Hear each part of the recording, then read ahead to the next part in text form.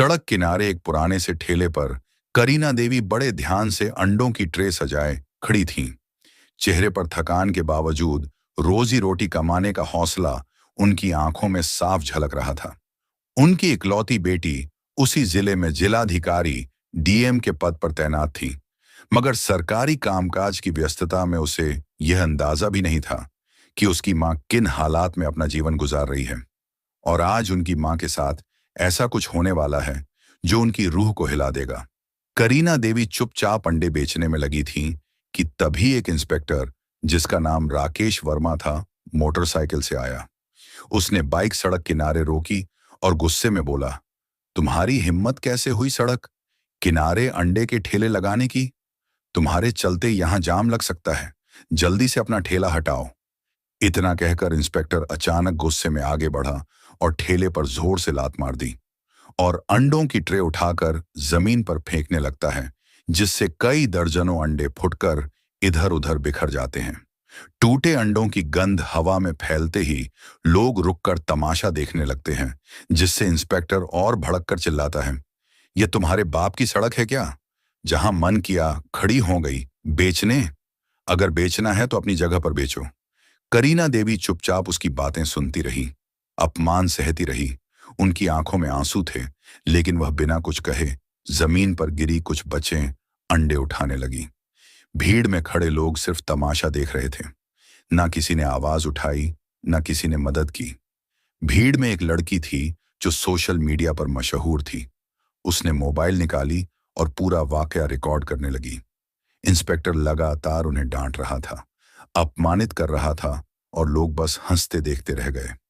करीना देवी मन ही मन सोच रही थी, अगर बेटी को यह सब पता चल गया तो न जाने क्या हो जाएगा। काश उन्हें यह बात कभी न पता चले, वरना तूफान आ जाएगा।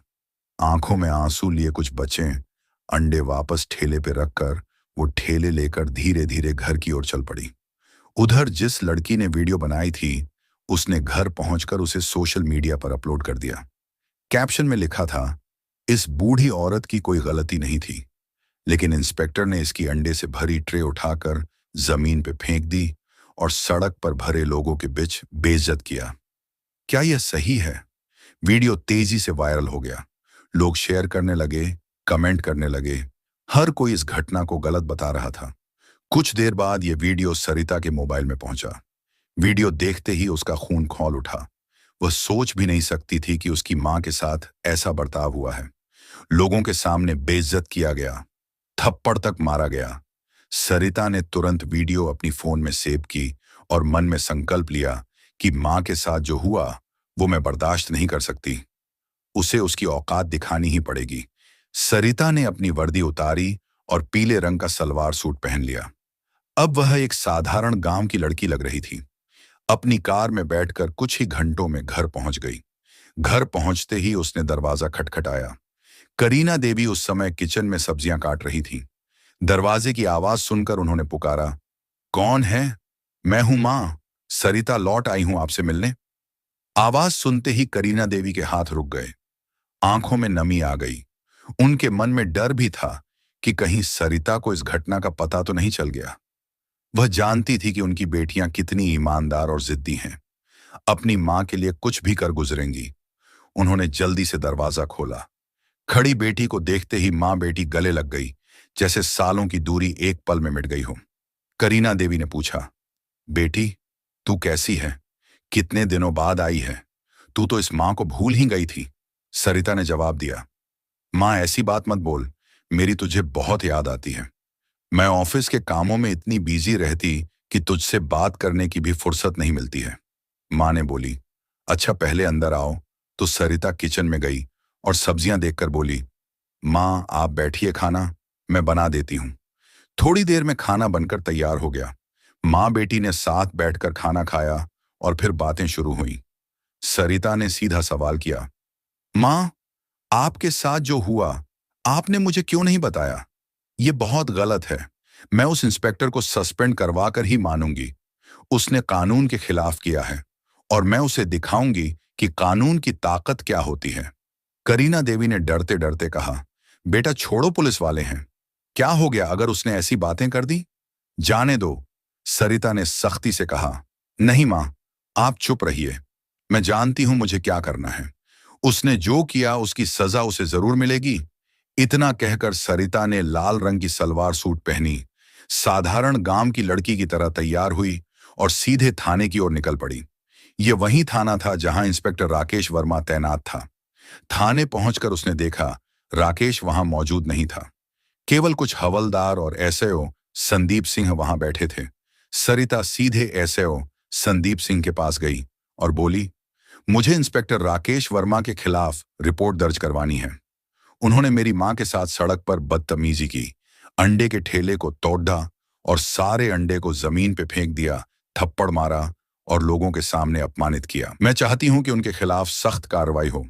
संदीप सिंह चौंक कर बोला, क्या इंस्पेक्टर राकेश वर्मा के खिलाफ रिपोर्ट? और तुम कौन होती हो रिपोर्ट लिखवाने वाली? क्या तुम उस बूढ़ी औरत की बेटी हो? तुम्हें लगता है कि मैं अपने इंस्पेक्टर के खिलाफ रिपोर्ट दर्ज कर लूंगा? उन्होंने कोई गलत नहीं किया, और अगर थप्पड़ मार भी दिया तो क्या हुआ? वह सड़क पर ठेले लगाकर अंडे बेच रही थी।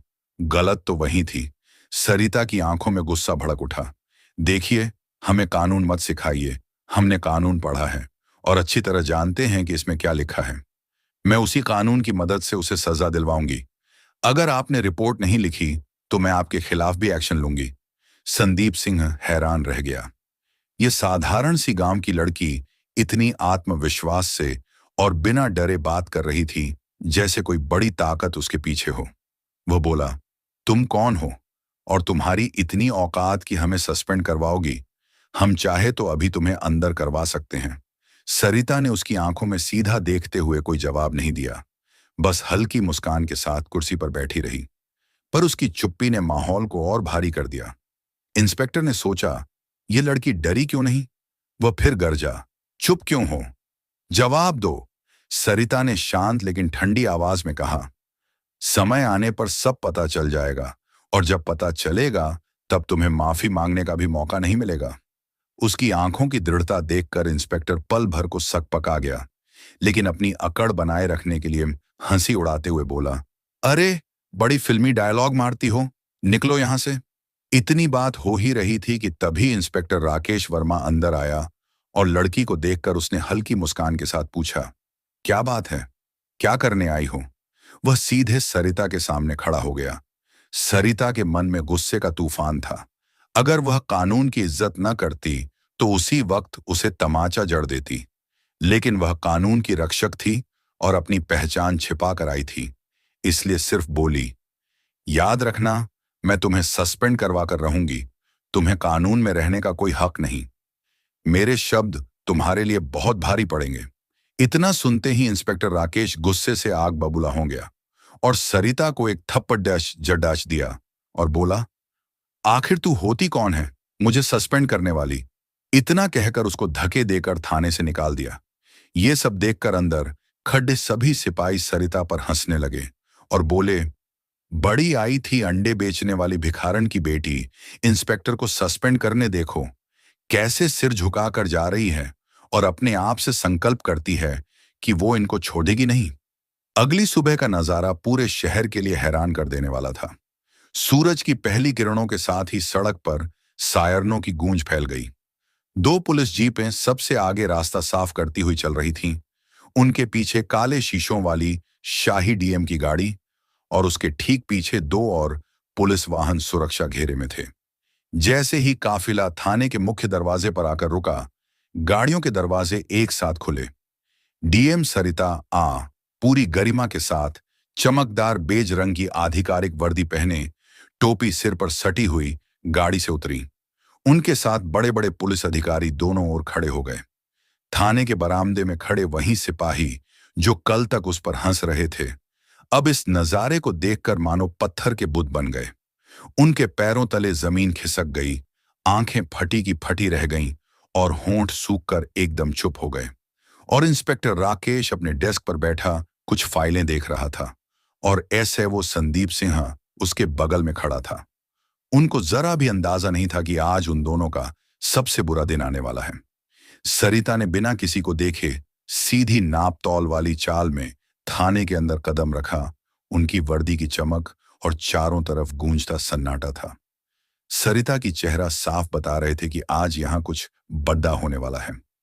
सरिता की नजर सीधी राकेश पर पड़ी। राकेश ने उसे देखते ही ठिठक कर खड़े हो गया।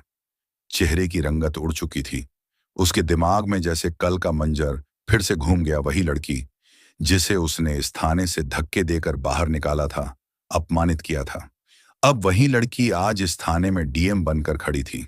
राकेश के बगल में खड़ा एस से वो संदीप सिंह भी हक्का बक्का रह गया।